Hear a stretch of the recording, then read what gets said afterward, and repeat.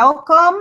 This is Lori Rosenberg, and we are starting shortly. I'm just going to give people a little while longer to sign in.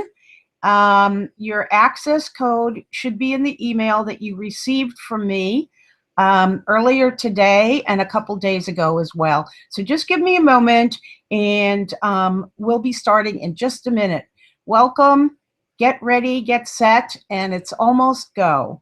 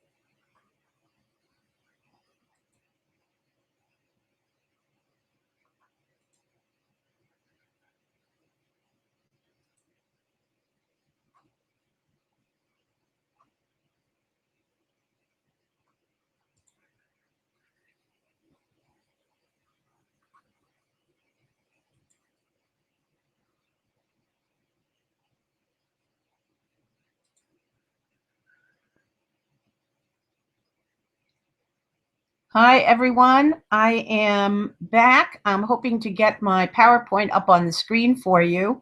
And just give me a minute to get that all set.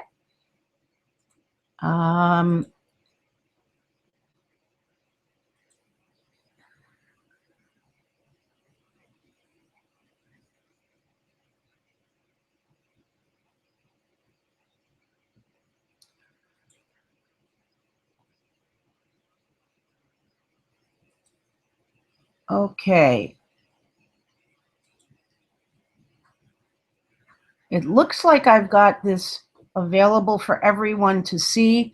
I would really like to hear from people. Let's see if I can open this up at all so that I can tell whether you can see anything, because I am not seeing anything.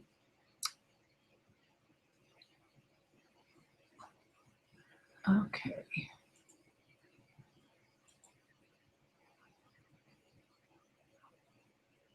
Okay. Let's see if I can, is there, let me get the tools to get this on where I can get a response from you guys.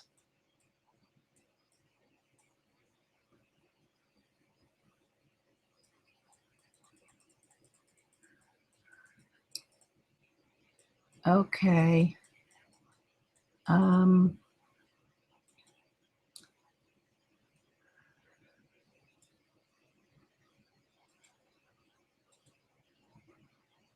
Okay.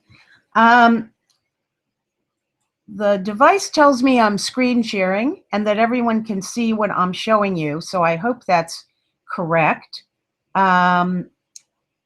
So let's just begin. This is how to boost your insight, impact, and income, most importantly, with me moderating from ideas, consultation, and coaching. And this is a webinar today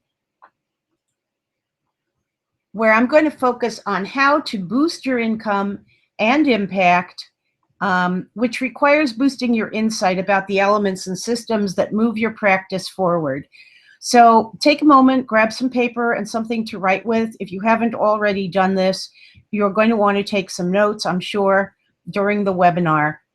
And a little bit later, I'll share with you how you can go further with me, because there's only so much I can share in a single webinar. However, I promise I'm going to pack in as much as I can and get you going so that you can actually have a change in your practice within a couple weeks of listening to this webinar and working with me.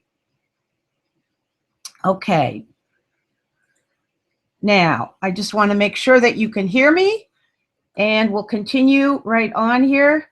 I'm assuming that everyone can hear me. I'm not getting, let's see here. If you can give me an indication in the chat room, let's see. If you can give me an indication in the chat room that you can hear me, I would really appreciate it, and that you're with me on the slides. So let me know if you can hear me and you're with me on the slides. Okay. So let's start out with the bad news. There's bad news and good news. The bad news first, your law practice is a business, but that's okay. I know that that might not be what you want to hear. You might want to do exciting legal work, or think of yourself as an academic or an intellectual or a brilliant thinker, an advocate, and you're not here to run a business. That's okay too. However, keep in mind that your law practice is a business, and 85% of businesses fail in the first 3 years. Now, you know why they fail? They fail not because they run out of money. They fail because they run out of hope that they can succeed. So here are some of the things that might be plaguing you on the downside of running a business that is actually a law practice. And you can see all of these things. If you're taking notes, you might want to jot down or check off, on your paper, the ones that may be bothering you, maybe issues for your practice and your business.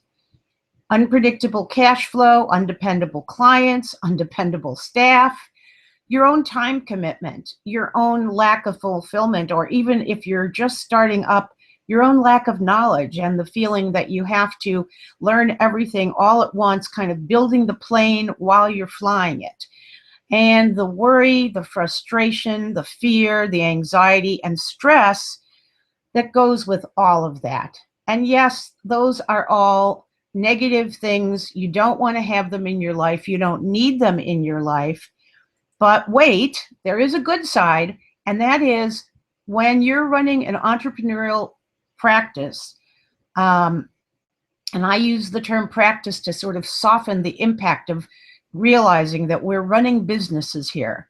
The good side is you're allowed to express who you are through the knowledge, services, and products you offer. You can provide yourself with growth opportunities, building your expertise, learning how to deliver new services, increasing your own accountability and responsibility for the work that you do. You are going to have complete control over the work you do, like it or not. When you're an employee, it often seems that we desire to have independence and control over our work. When you're the entrepreneur, sometimes having control and full responsibility for the work that we do is not so pleasant. But however, in the end, you will have control over your work, and the choices will be yours. And working in an entrepreneurial practice builds confidence, certainty. It gives you emotional freedom. It helps you to make a bigger difference in the world. And ultimately, even though you may not be able to believe this today, it delivers peace of mind.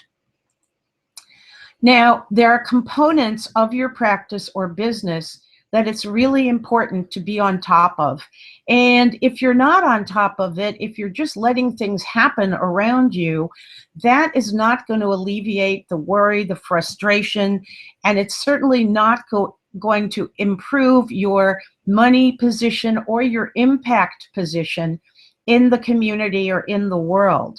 Some of the components of your practice and business are branding, your niche, which is the clients that you serve, the clients who you are designed to serve based on the kind of services that you perform. Your services are, of course, the area of work that you perform in. And then there's money, of course, a huge component of being in business and working. And that includes a number of sub areas, fees that you charge, taxes, overhead, your pay, because too often entrepreneurs in any kind of a business, but certainly in law practices, too often you fail to take pay for yourself. And that's a huge mistake. And I teach that it's important to pay yourself. And I'll explain to you how you can go about doing that, as well as setting aside some savings at the same time. And of course, profit. I flipped forward a little bit too quickly there. But the successful practice or business has some essential components. And I want to talk about the term authentic success for just a moment. I use that term authentic success in a very specific way.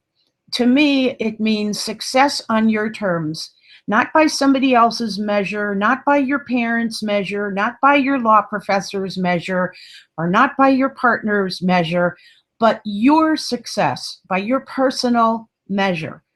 What it means to you to be successful. And in order to be successful and to claim that authentic success, you have to build both your inner strengths and your outer strengths. I've learned that you cannot achieve business growth or an improvement in your outer actions and outer practices without inner growth or an improvement and growth in your emotions. So to have both outer growth and inner growth, you're really looking at two different areas of work that you have to do. The inner growth portion involves dealing with your emotions, your awareness, your attitude. Those are the inner elements.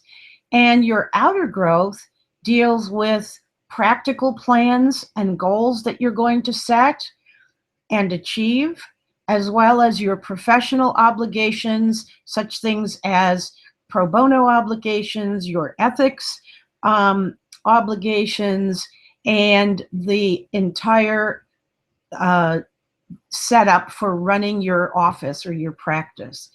And you have the power to influence how both the inner and the outer results manifest in your practice or business. Even though you may not feel that way, I'm able to show you, and I will show you if you follow my programs, that you in fact do have that power and you can claim it. And when you do, you're going to see an improvement in your business life, your professional life, and your personal life, as well as in your financial life. So stick with me and let's look at some of this. As we noticed earlier on one of the previous slides, money is a huge component of being in business or running a successful law practice. And one of the things about money is that everyone has a money mindset. You probably know what your money mindset is, even though you might not verbalize it that way. You know, you have feelings that jump to the fore when money comes up in your practice or in your family or in your other aspects of your work, deciding on setting fees, actually charging money, actually billing the client for money. In our subconscious mind, there is a view of money, and that is our money mindset. It's made up of deep-seated beliefs and attitudes. Some of them have been there a long time, since before we went to law school or before we went into practice or opened our business. These beliefs and attitudes often were inherited from things we overheard as kids when we were listening to our parents talking, or hearing a teacher say something about another family in the school we were attending, or even hearing kids repeat the things that they heard in their families about money. You know, some of these stereotypes that express views about money as, you know, rich people are all bad, poor people are lazy, you know, it's bad to want money, You should feel guilty if you take money. And, you know, charging money can be very, very difficult if you have some of those subconscious mindsets about money.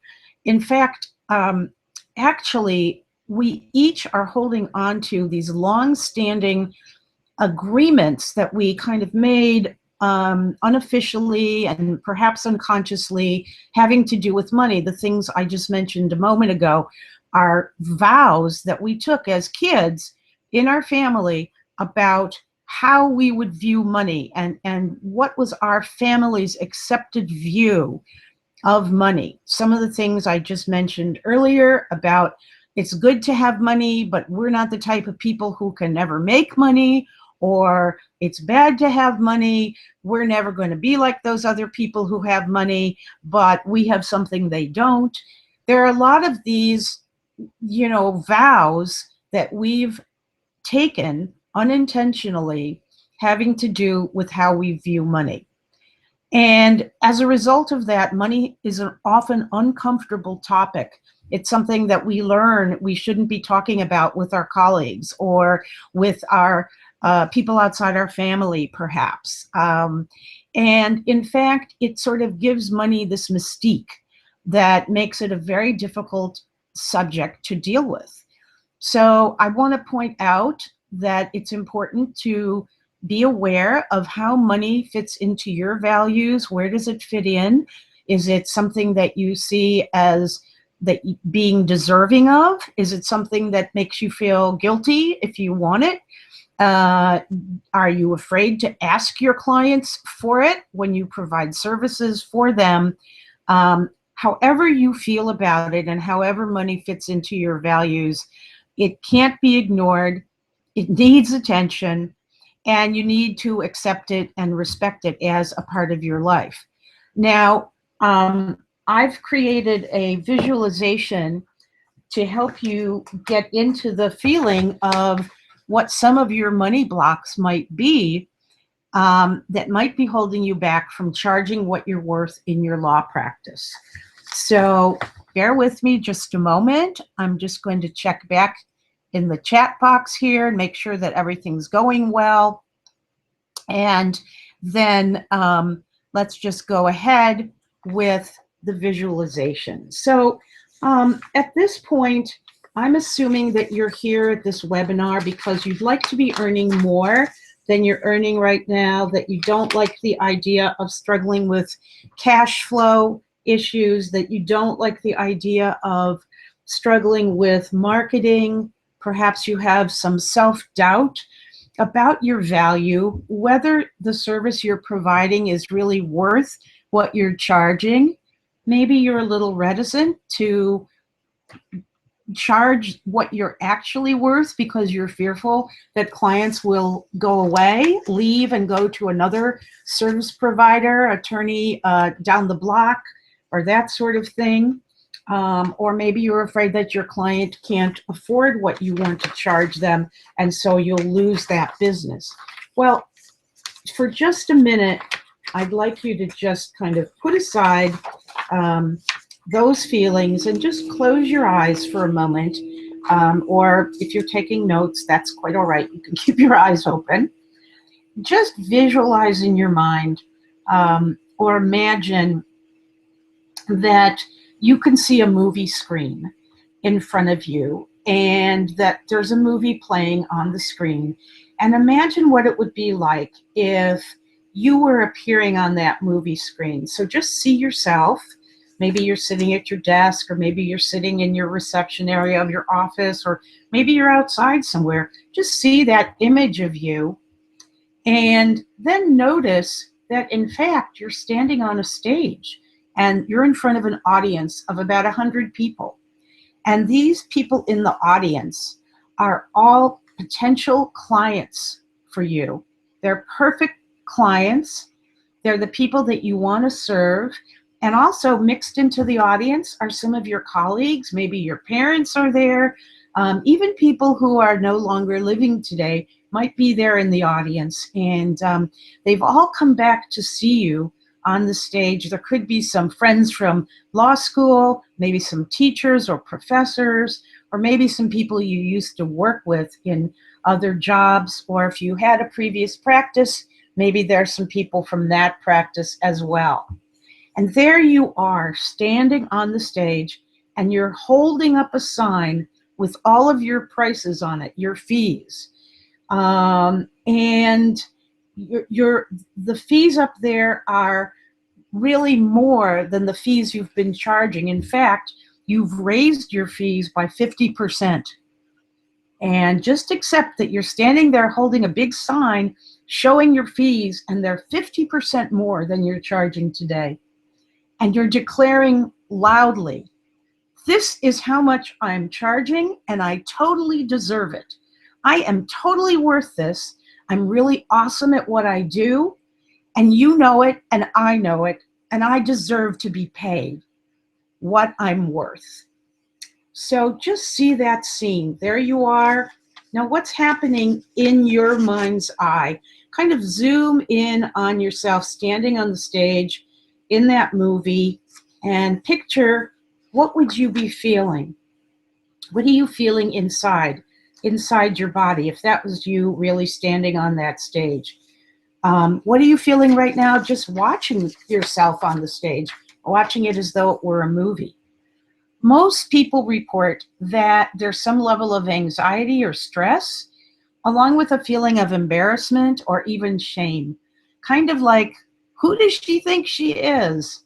Now just sit there where you are now, listening to this webinar, and go inside and really notice whatever feeling or emotion you might be having as it's coming up in your nervous system. Feel it in your body. Is it kind of anxiety in your throat, or do you feel something in your stomach? Do you have your shoulders hunched up? What are you feeling in your nervous system? Is there a tingling, or maybe your throat's a little clogged up? Now notice how strong the feeling is. If there were two main feelings that you were having right now, what would they be? Write those two feelings down on your piece of paper. And if you're not sure what it is you're feeling, or you're not sure if you're feeling anything, just write down, if you were feeling two main feelings, what feelings would those be? Write those down right now on your paper. And so now think about when you just declared your value and the fact that you're deserving and how awesome you are at what you do. What rule did you break? Or what agreement did you violate?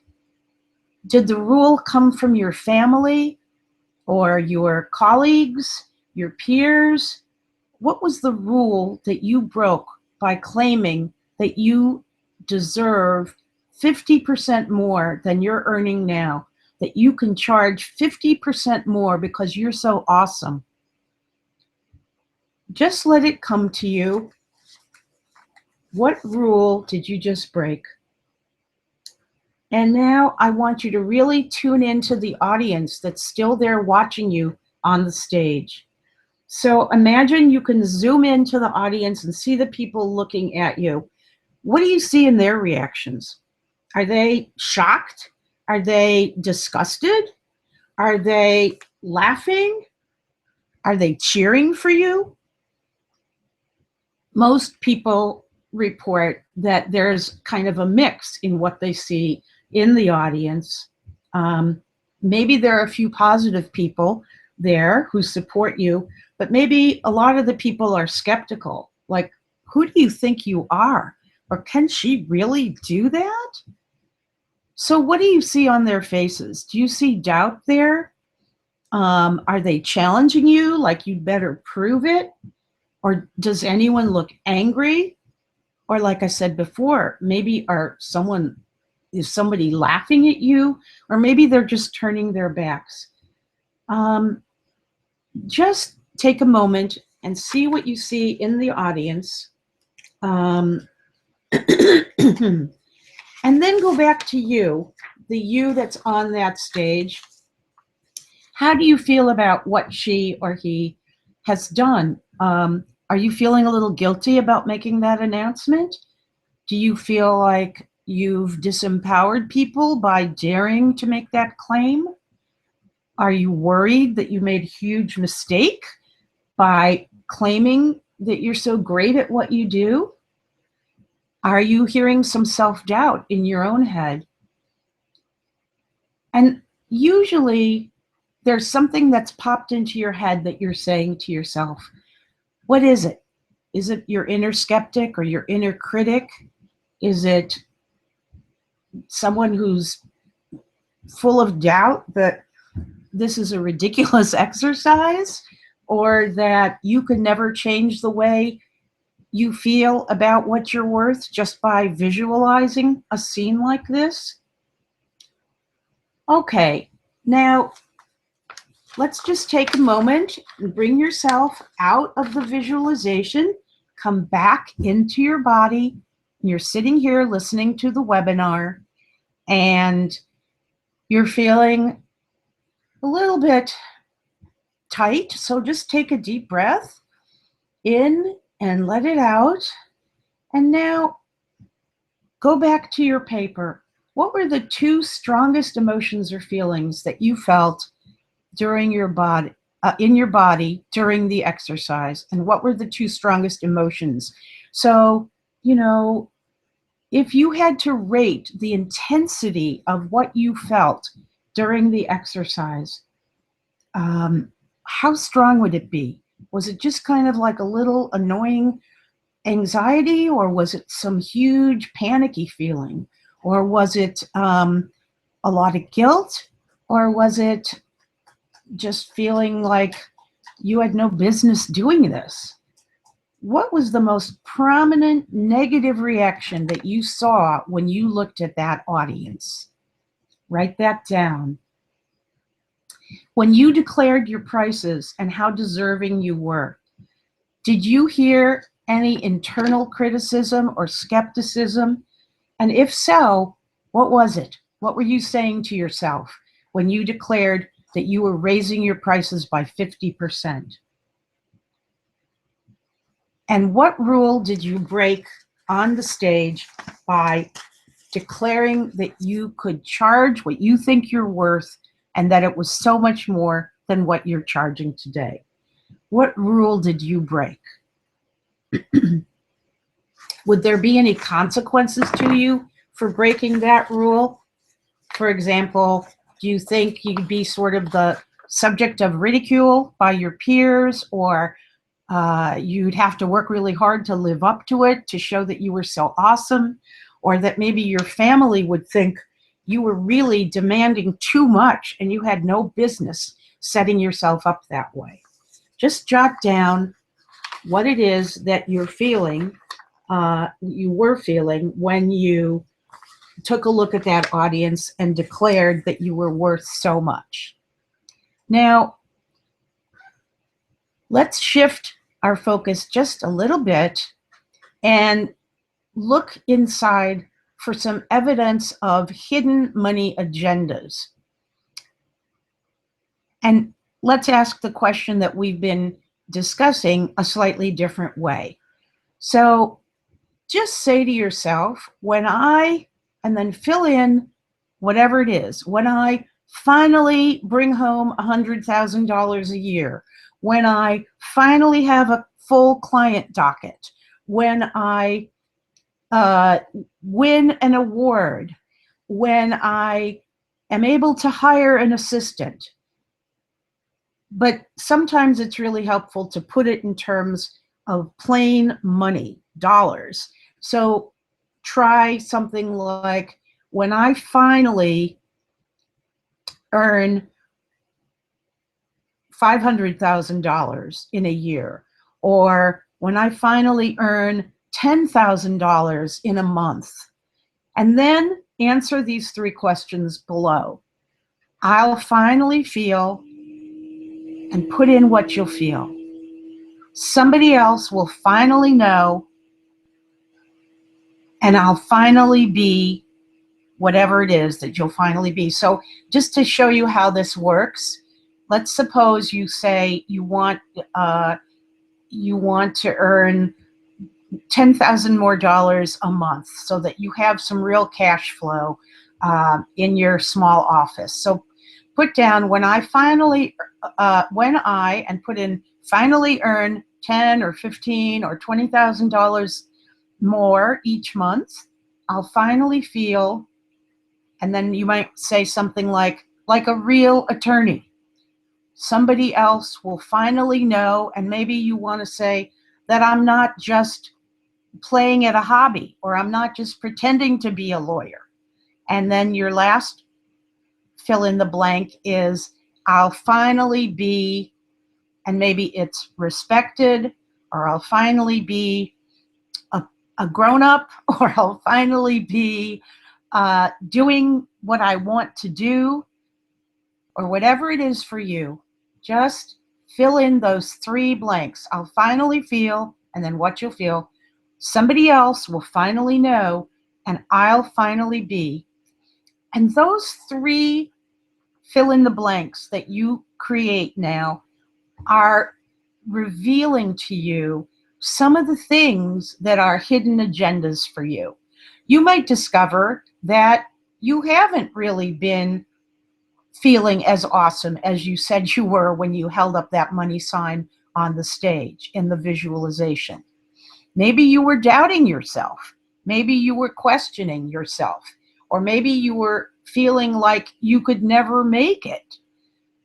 When you look at somebody else will finally know, that'll reveal to you what your concerns are about either what your partners think, what your colleagues think.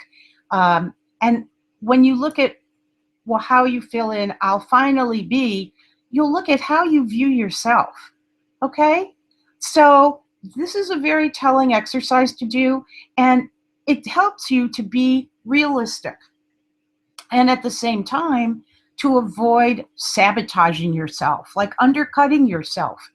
It'll help you avoid unrealistic expectations about, and then fill in there whatever it is that would be unrealistic. Maybe doing as well as a lawyer who's been practicing for 5 years if you just started. And it will help you avoid sabotaging yourself if you have an unconscious, habitual way of handling things. For example, if your client doesn't pay, just letting it go and not pursuing them to make them pay their fees. Okay, now let's take a look at what's going to help you make this shift in your life. And I'm going to go a little bit quicker so that we can get through this and I can get to the point where we talk about what else can be done. I want to shift your frame of reference just a bit here. And I think it's something that you should convey to your clients once you understand it and accept it yourself.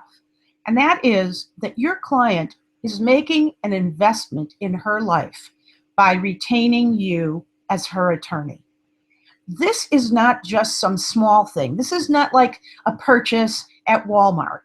You and the services you're going to provide are playing a much, much bigger and more important role in her life.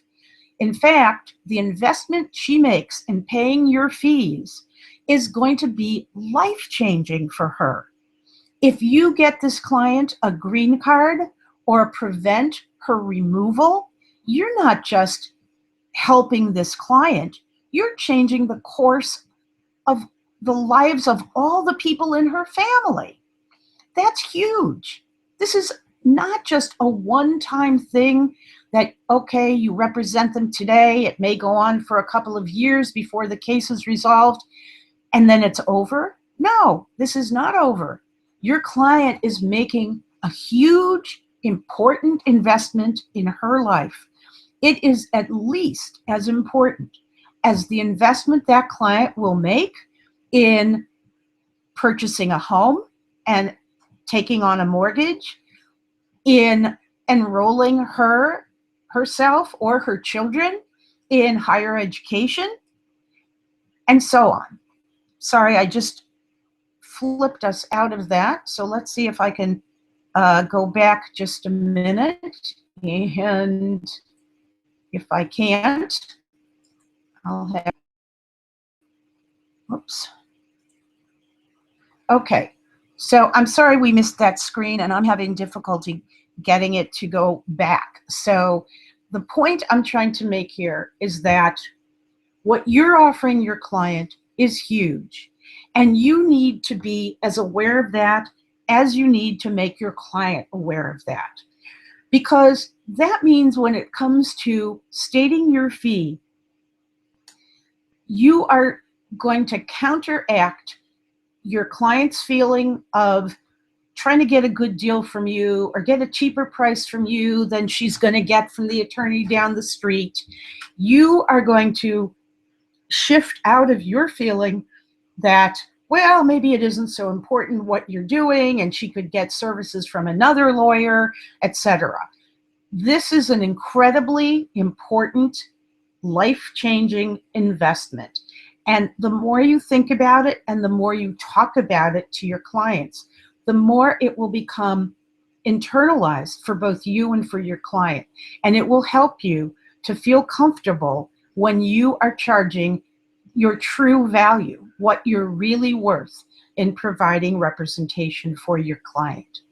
Now, one thing I just want to mention before we go on to marketing is something I typically see lawyers do with their clients, and I know I do it myself, so I'm not at all suggesting that I'm not also victim of this kind of thinking, but I just want to caution you to be careful that you don't negotiate with yourself to reduce your fees.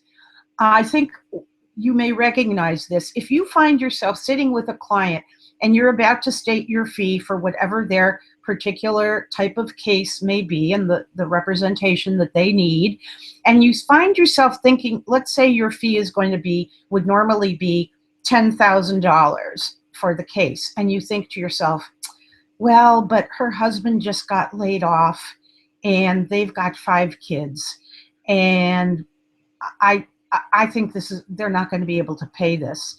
And you might even be thinking, and if I charge $10,000, maybe they'll go to some other attorney who might charge less. And I don't want to risk that.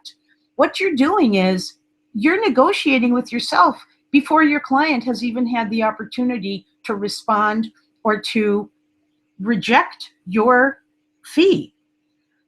So in other words, when you've decided what work needs to be done, state your fee to your client, and then do one of the things that's the most difficult to do for any person who is offering a service, and that is you explain what all the components of your service will be, and you explain what your fee is going to be, and then you remain silent. Don't jump right in and go, but if that's too much for you, then you can pay it in portions. No, don't do that. Just remain and let your client think about it. Let them digest what you've just said, and then let them respond.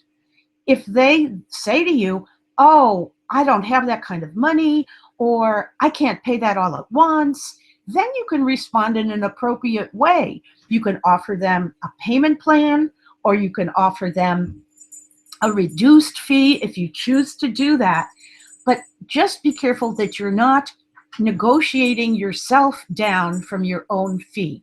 Let your client take control of their own case and their own ability to pay, and allow them the dignity of letting you know whether or not they can make that payment.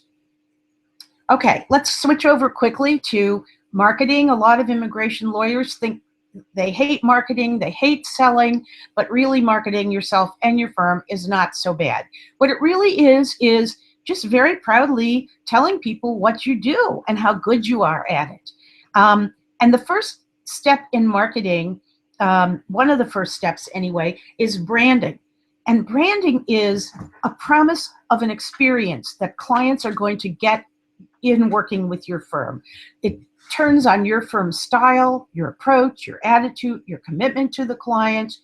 And what you're really offering with your branding is a form of consistent client treatment, consistent representation, and your core values, what you stand for in your lawyering, such as fighting for justice, or making sure that the client is treated fairly, or making sure the client gets to put their full case forward and is treated with respect by the adjudicator. All of those things are part of your branding. Other aspects of your branding that you express in various ways, such as in your website or in your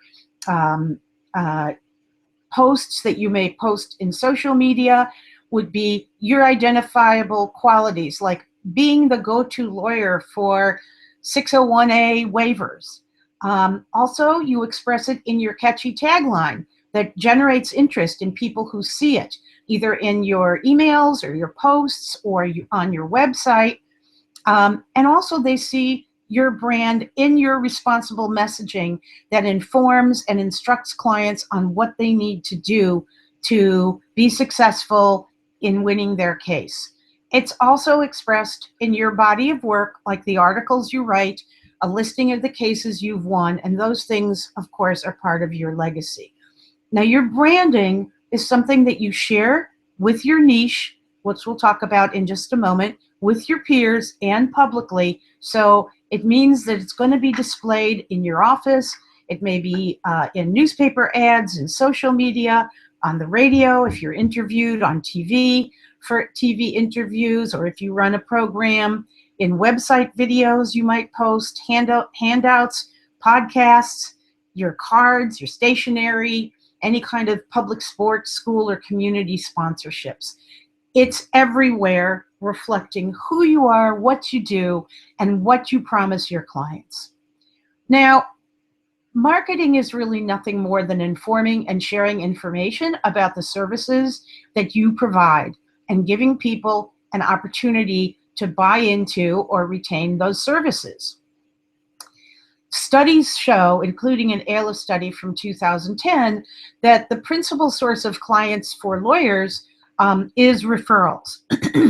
So it's very important to define your zone of authority, which means the areas of law in which you practice, both directly and indirectly, what your area of knowledge, your specialization, your experience or expertise might be, and then provide sources of evidence of that authority, such as quotes in newspapers, books, perhaps, if other people have mentioned you, books by you, social media and videos, any other kinds of media in which you're mentioned or your firm is mentioned, or the type of work you do is mentioned. And what you want to do in marketing is to develop your potential reach. A niche is the kind of clients that are the perfect clients for your services, the ones who are going to respond to the services you provide, who need the services you provide. And a niche can be defined by a number of factors. It could be defined by gender, it could be defined by age, it could be defined by country of origin, it could be defined by being a minor or being a parent. It could be a number of different factors that define your niche and the type of individuals who are the perfect recipients of your services. So don't be fearful about defining a niche that you feel is too narrow. In other words, let's say you're representing unaccompanied minors right now, and you really haven't done more than unaccompanied minors and maybe some U visas. Don't be worried if that's your niche right now. Focus on that niche, develop that niche. You're not tied to it for the rest of your professional life. It's not destiny for your whole career. In fact, you can anticipate your future niche, and that can help you develop diversity in your firm so that you can reach like-minded clients. In other words, if you add an associate in your firm, perhaps it's somebody that has a different area of expertise, and that would put your firm in a position to serve other clients, thereby broadening your niche or adding another niche. You want to use forms of effective communication to reach this audience. And one of the most important things that I think you can do, and what I'm focusing on in this webinar, is your ability to expand your brand visibility. Okay? What is your brand visibility? It's how you show up, how your brand shows up in the outside world, whether it's within the professional community. It might be speaking, networking, sponsoring, advertising, donating, supporting community fund drives. You want to be there consistently. And when you're there, it's not just to show up, although that's important, but you want to share valuable information. I have found that what really builds your believability and your value is to share value. Give more to earn more. There's nothing wrong with giving away content just the way I'm giving it to you right now in this webinar. I want you to learn about this. I want you to be educated, and you feel the same way about the people you're reaching with your brand, and you can share some of your valuable information about the processes and the law in the area of practice that where you're offering representation. Now, in marketing, there's something that's called the know, like, and trust factor. That's a kind of familiarity. You just have to be there over and over. And as clients see your name popping up, whether you're going to a community event and you're speaking, or you're volunteering at a pro bono event or a naturalization ceremony, the more you're there, the more you're building your know, like, and trust factors. And you want visibility both with your clients and with your peers. For client visibility, you want to be present at various activities and different sites like churches, temples, unions, workplaces, and community centers. Some places you can really gain client visibility is by teaching English as a second language on a volunteer basis, or going to an English as a second language class or a GED class and offering to give a brief presentation on immigration law, perhaps on DACA or on DAPA. You could speak, sponsor, leaflet, post brochures about your practice. Always be creative and helpful. Now, here's what I promised, and it's really the heart of this webinar, and that is how to impact your referrals right now. And I think this is so important. It's something that you can take action on within the next 24 to 48 hours, and you can keep doing it as a regular part of how you practice law. And I call it lateral visibility, okay? In other words, rather than reaching out to clients, you're reaching out to legal colleagues. And that means not just in the immigration bar, but almost more importantly, legal colleagues who are practicing in divorce law, criminal law, bankruptcy, small business law. Those people have clients who are immigrants. And those attorneys are going to need to make referrals for their clients. You want them to know you, and you want to know them. That's a great source of client referrals. Another similar source of lateral visibility you want to build would be with professionals in other fields, like, your chiropractor or your dentist, or, people who are teachers or professors. All of those individuals, they may not be lawyers in different fields, but they're people who deal with individuals who are immigrants, who are refugees, and who do need the services you provide. Obviously, other groups are business groups, chambers of commerce, community organizations, and even being active in local government efforts gives you a credibility that is a kind of lateral visibility that is worth untold amounts of money. And you can build your lateral visibility through articles, blogs, podcasts, speaking gigs, conferences, and client education programs. Now, before we get to this slide, let me see if I can switch this. Hold on here. Just one second. I want to tell you about, hang on just a moment, please, because I want to go back into, oops. I want to go back just one second to the slide I want to show you, which I think popped out of the order here. Oh, maybe it didn't. Okay, but I want to go to the slide, so we'll go here now. Okay, let's try this and see if I can get it up here. Okay. Nope, that's not it. And that obviously didn't work because it's not the one I wanted. Okay, let's see. There we go. Thank you for your patience while I'm playing around with this. Okay, let's try this and see if we're getting,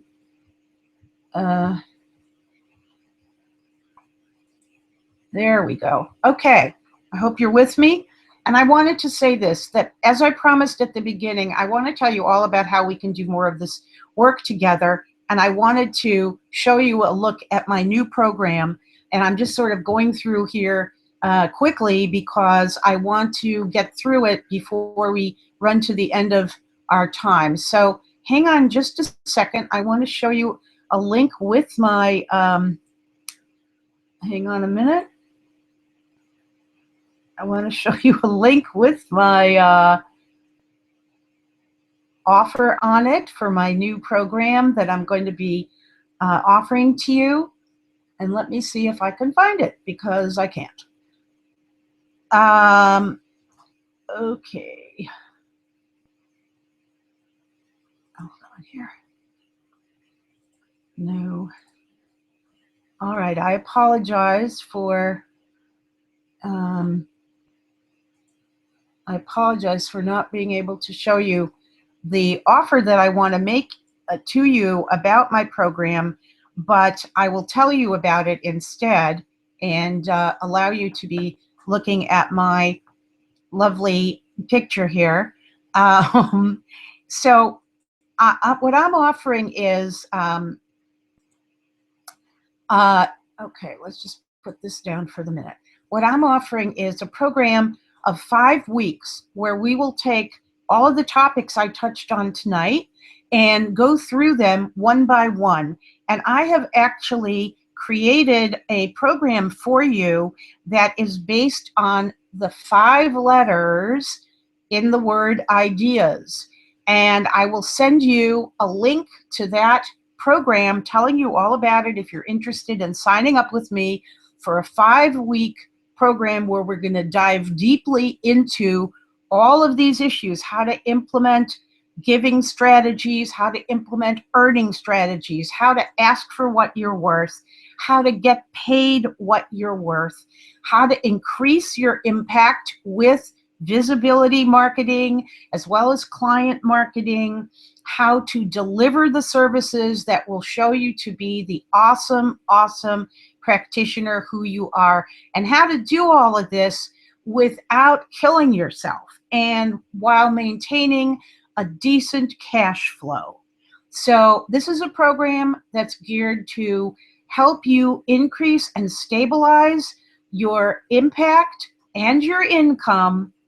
And it's going to do so by helping you with some of the important insights that you need in order to do both the inner work and take the practical action steps for the outer work that you want to do in order to elevate your income and your impact. Okay, so now let me just get you back to my screen, if I can do that.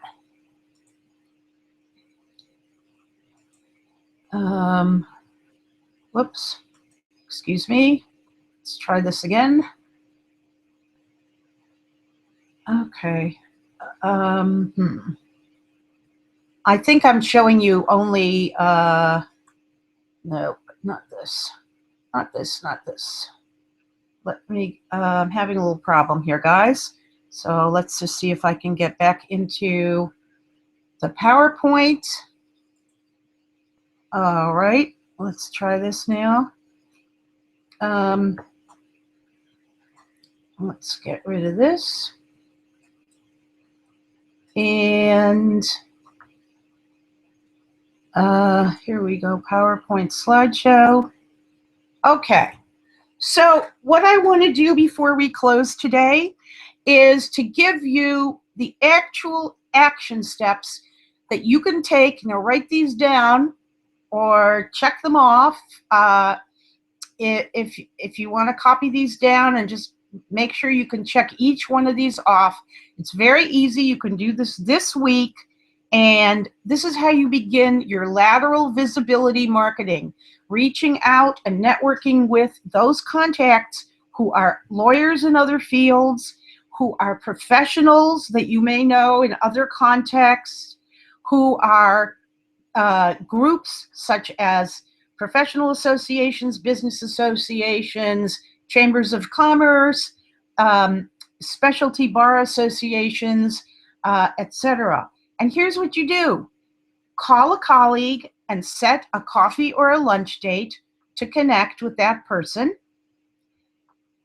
Or contact 2 or 3 specialty bar associations or your local bar association and offer to speak on Immigration Update, what lawyers need to know. Now here, what you're doing is offering a presentation, a short presentation, perhaps at their next lunch meeting or after work meeting from 5 to 7 p.m., or you're just going to let them know what are the important immigration updates that are affecting their clients, people who might be going through a divorce or facing criminal charges or setting up a business, any of those things. This is going to be valuable information that those lawyers are going to want to know. They want to know at least enough so that they can pinpoint any difficulties that their clients are going to run into.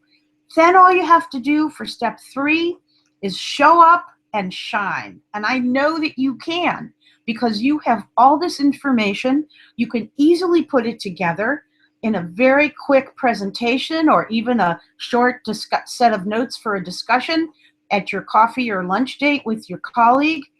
And then the 4th and most critical step is follow up. That means that you want to follow up with a thank you note to the Bar Association, or if they haven't given you a date when you can appear to speak, call them back or have your assistant call them back and say, you know, gee, you're available on the next 4 Mondays or the first 2 Mondays in the next month, or whatever date you're available. If it's a colleague, set a date that you can meet and then follow up with them and remind them, you know, we met in March and we spoke, and it's now April, so I just wanted to get back in touch with you and see if I can be of any service to you or any of your clients. I have a new leaflet that I'm providing to immigrants. Maybe I can send some over to your office. Something like that. Make sure that you follow up. That's all you have to do. And you can do this tomorrow or the next day or the day after. And you could do this every week, for example. And if you do this a few times, you'll have a very cool, very awesome marketing schedule for your lateral visibility marketing program. And that, my friends, is the close of our program today. I'm very, very sorry that I have not been able to show you my that I've not been able to show you my offer for the 5-week